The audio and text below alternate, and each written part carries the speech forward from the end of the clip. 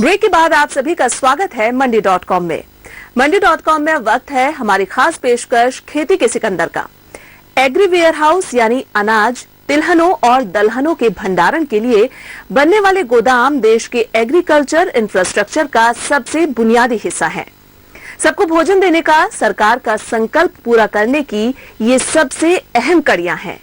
ऐसे में हम आज आपको वेयर हाउस इंडस्ट्री का ऐसा नया प्रयोग दिखाने जा रहे हैं जो इसका भविष्य भी है और आने वाले दिनों में इसका चेहरा भी बन सकता है।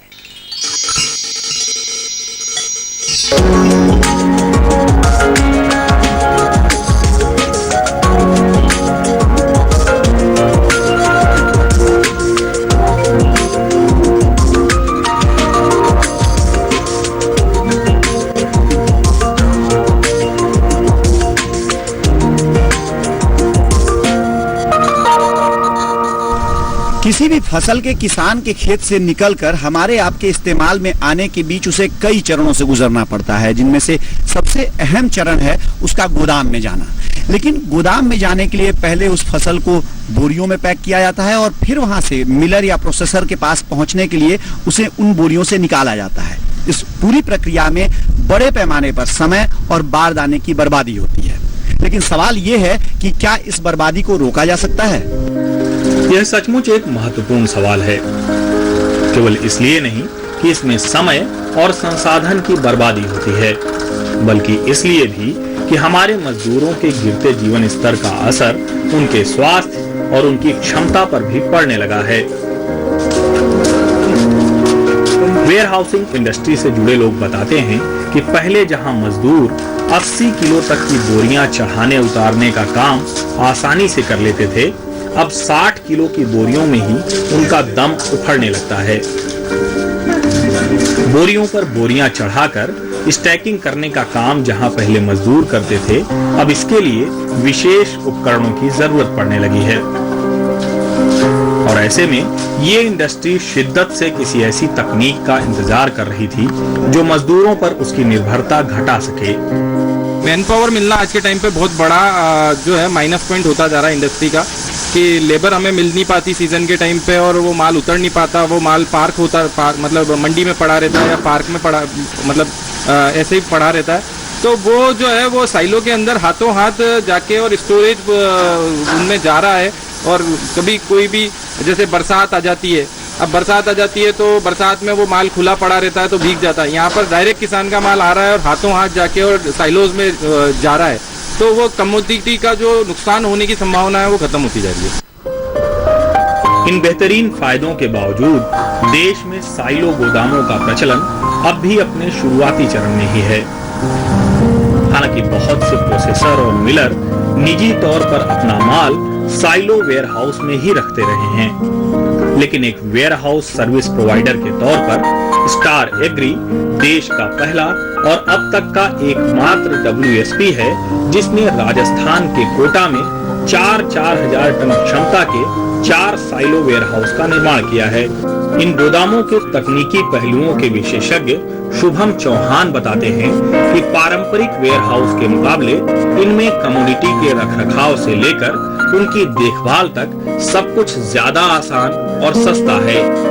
हमारी साइलोज हैं, जो साइलोज के अंदर सेंसर्स लगे हुए हैं। इसके अंदर 12 जगहों पे 12 अलग अलग जगहों पे सेंसर्स लगे हुए हैं, जिससे हम इनका टेम्परेचर देखते हैं कि साइलोज में टेम्परेचर हमारा कितना है।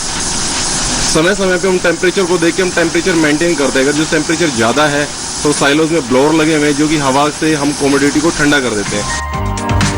तकनीकी तौर पर सक्षम होने के बावजूद इन गोदामों की कुछ सीमाएं भी हैं।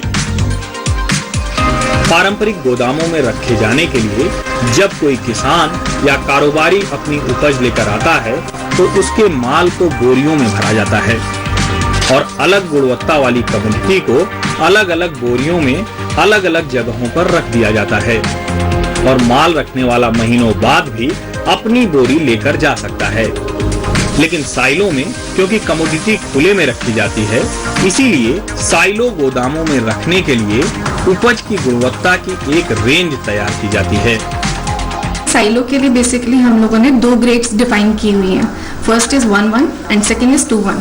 1-1 ग्रेड का मतलब है कि आपका जो भी माल है बिना डिस्काउंट का मटेरियल अगर है तो वो सीधा का सीधा 1-1 साइलो में चला जाएगा आपका, जिस पे आपका कोई भी डिडक्शन नहीं होगा, आपको आपके माल की फुल वैल्यू मिलेगी।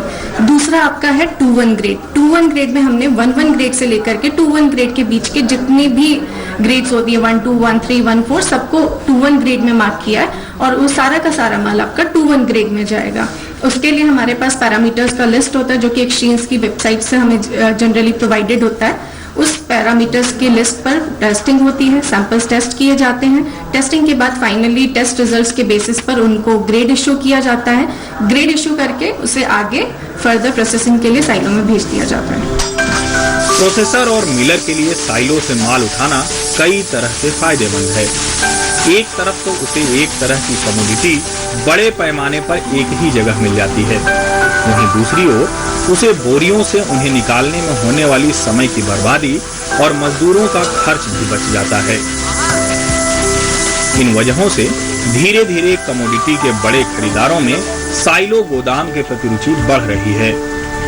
अब बाहर का तो बाहर के में जैसे मान लीजिए एनसीडीएक्स में जो ट्रॉली आ रही है वो ट्रॉली आधे घंटे के अंदर हम लोग उसको उसके गुड्स को साइलो के अंदर डाल देते हैं। तो जो बैग में आता है या उसमें आता है ट्रकों की लाइन लग रही है या अभी अनलोड नहीं हो रहा, लेबर नहीं मिली, ये सब चीजें बाहर को यहाँ पे फेस नहीं करनी पड़ती। सीधी ट्रॉली आ रही है, अनलोड हो रही है, अनलोड होकर के साइलो में उसका माल जा रहा है। तो मार्केट के हिसाब से आज की तारीख में ये सारी परेशानी उससे भी बाहर बच रहा है।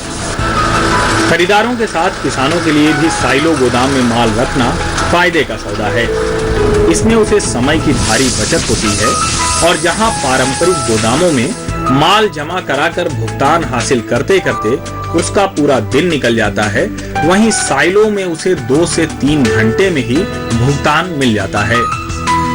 साथ ही बोरी में पैकिंग या मंडी में बोली के दौरान हर बोरी पर होने वाले 1 से 1.5 किलो का नुकसान भी बच जाता है, जिसका सीधा फायदा उसे ज्यादा भाव हासिल करने के तौर पर होता है। पहले जब हम वहाँ पे ट्रॉली लेके आते थे तो वहाँ पे खाली करना और उसमें थोड़ा सा लग रहा था टाइम, और यहाँ पे हम 15-20 मिनट में फ्री हो जाते हैं और एक ही दिन में पेमेंट हो जाती है हमारे को, और हम 2-3 बजे तक फ्री हो जाते हैं। 3 बजे हमें पेमेंट हो जाती है। यहाँ टाइम हम जाते हैं तो जल्दी 10 बजे करीब आते हैं हम, 1-1.5 बजे घर पर चले जाते हैं वापस चला के। टाइम की बहुत बचत होती है हमारे यहाँ। मंडी में जो है रात को जाते हैं फिर दूसरी रात को वापस आते हैं, 24 घंटे करीब लग जाते हैं मंडी में, और यहाँ 6-7 घंटे लगते हैं। लेकिन किसान का माल साइलो में जाएगा या नहीं, ये तय होता है उसकी उपज की गुणवत्ता जांच होने के बाद, और उसी गुणवत्ता के आधार पर उसे कीमत भी मिलती है। एक बार किसान को जब वेयर हाउस के फायदे समझ में आ जाते हैं तो वो फसल यहाँ लाने से पहले ही प्राथमिक स्तर पर क्लीनिंग और ग्रेडिंग कर गुणवत्ता की बेहतर उपज ले आता है। यानी एक तरह से वेयर हाउस का तंत्र किसानों को उपज का गुणवत्ता मानक सुधारने के प्रति भी जागरूक कर रहा है। बेस्ट प्राइस तो हम ऊपर की जो भी मंडी भाव बिकता है उसकी बेस्ट प्राइस 20 की पकड़ लेते हैं। जैसे आज 1600 से 1650 मंडी पकड़ी तो 25-30 हम पकड़ लेते हैं उसको। 30 पकड़ने के बाद इसमें 1 किलो ब्रोकन है तो 15 रुपए उसका लेस कर देते हैं। काले दाने हैं तो देख लेते हैं, उसके हिसाब से प्राइस बना देते हैं। साइलो वेयर हाउस के लिए पारंपरिक गोदामों की तुलना में काफी कम जगह की जरूरत होती है, लेकिन इसे तैयार करने के लिए बेहतर तकनीक और उन्नत ढांचा चाहिए होता है, जिसका खर्च ईंट सीमेंट से बनने वाले वेयर हाउस से निश्चित तौर पर कम होता है। इन विशेषताओं और सीमाओं के बीच इतना तो तय है कि साइलो वेयर हाउस इस उद्योग के लिए एक नवीन आगमन है और कृषि आधारित उद्योग के विकास के साथ ही इनकी प्रासंगिकता भी लगातार बढ़ने की पूरी संभावना है। कम खर्च, कम जगह, कम लेबर और कम समय, ये सारी विशेषताएं हैं वेयर हाउसिंग इंडस्ट्री में आई इस नई टेक्नोलॉजी की जिसे साइलो कहते हैं। ऐसे समय में जब देश में वेयर हाउसिंग इंडस्ट्री अभी रफ्तार पकड़ ही रही है तो इन सारी विशेषताओं के कारण ये न मानने का कोई कारण नहीं है कि आने वाले दिनों में वेयर हाउसिंग का भविष्य यही साइलो है। कोटा से मंडी.com के लिए अनिल वत्स के साथ भुवन भास्कर।